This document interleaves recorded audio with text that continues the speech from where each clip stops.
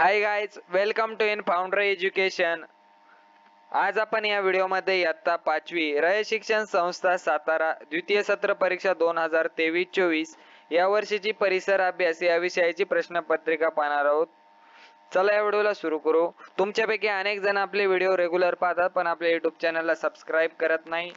Please आपल्या YouTube चॅनलला subscribe करा। आपल्या YouTube चॅनलवरती क्लास 5 to 10 तक सभी व्हिडिओ अवेलेबल आहे व त्यांच्या प्रश्नपत्रिकाही अवेलेबल आहे, तेही तुम्ही ते पाहू शकता।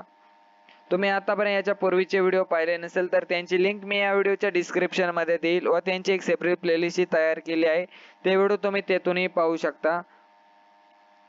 चला व्हिडिओला सुरू करूया। परिसर अभ्यास भाग 1 येथून सुरू आहे। प्रश्न क्रमांक 1 प्रश्न क्रमांक 1 ते 3 हे परिसर अभ्यास भाग 1 शी संबंधित आहे व पुढील प्रश्न परिसर अभ्यास भाग 2 शी आहे। येथे प्रश्न क्रमांक 1 आहे, त्याचा उपप्रश्न कंसातील योग्य पर्याय निवडून विधाने पूर्ण करा असा प्रश्न आहे। येथे तुम्हाला योग्य पर्याय निवडून विधाने पूर्ण करायची आहे, ते तुम्ही सोपा प्रश्न आहे, तुम्ही ते करू शकता। व पुढील उपप्रश्न आहे योग्य जोड्या जुळवा। येथे 2 गट दिलेले आहेत, तेथील तुम्ही योग्य जोड्या जुळवायच्या आहेत, ते तुम्ही जुळवू शकता। व त्या पुढील प्रश्न आहे खालील विधाने चूक की बरोबर ते लिहा। येथे 2 विधाने दिली आहेत, ते चूक आहे की बरोबर आहे ते तुम्हाला लिहायचे आहे। अशा प्रकारे पहिला प्रश्न संपला व प्रश्न क्रमांक 2 हा सुरू होत आहे। प्रश्न क्रमांक 2 खालील प्रश्नांची उत्तरे लिहा। येथे 4 प्रश्न दिले आहेत, 4 पैकी कोणतेही 2 प्रश्न तुम्हाला अटेम्प्ट करायचे आहे, ते तुम्ही करू शकता। व त्याचा उपप्रश्न ब आहे प्रत्येकी 2 नावे लिहा। येथे हवेतून प्रसार होणारे रोग व खनिजांचे स्रोत याचे तुम्हाला 2 नावे लिहायचे आहे, कोणतेही 2 नावे तुम्ही लिहू शकता। व पुढील उपप्रश्न क आहे आकृती काढून नावे द्या। येथे 2 आकृत्या 2 पैकी कोणतेही एक आकृती काढून तुम्ही नावे देऊ शकता। माझ्या मध्ये तुम्ही पचन संस्था ही आकृती काढली पाहिजे, कारण ती सोपी आकृती आहे। तर प्रश्न क्रमांक 3 आहे कारणे लिहा। येथे कारणे लिहिण्यासाठी 3 प्रश्न आहे, 3 पैकी तुम्ही कोणतेही 2 लिहू शकता तरी चालेल, तुम्हाला जो सोपा वाटेल ते तुम्ही लिहू शकता। पुढील आहे खालील उपप्रश्न सोडवा। येथे 2 प्रश्न दिले आहेत, तेथील पैकी कोणतेही तुम्ही एक सोडवू शकता, तो 4 गुणांसाठी आहे।